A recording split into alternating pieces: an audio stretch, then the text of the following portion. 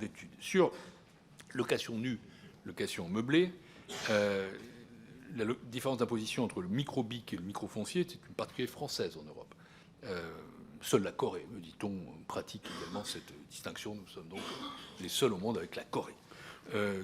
Parce que ça encourage la location meublée de courte durée, ça réduit ainsi le parc de logements disponibles, comme on peut le constater dans les zones tendues, et de manière plus saisonnière dans les communes touristiques. Et nous pensons donc que cette réforme est nécessaire pour faciliter la mobilité résidentielle et pour encourager la location de plus longue durée au profit des ménages les plus modestes.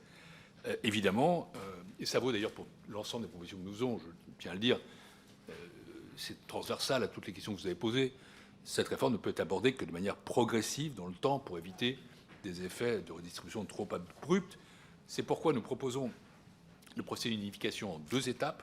Dans un premier temps, corriger les avantages accordés aux meublés de tourisme par rapport aux autres meublés rentrant dans le régime micro-BIC, en ramenant l'abattement de 71 à 50% et en ramenant le seuil à 77 700 €. Et dans un second temps, après une étude d'impact ou une évaluation, prévoir une unification complète des 2 régimes avec un seuil ramené à 15 000 € et un abattement ramené à 30% pour l'ensemble du régime micro-foncier, le cas échéant l'adossant à une clause dite de grand-père.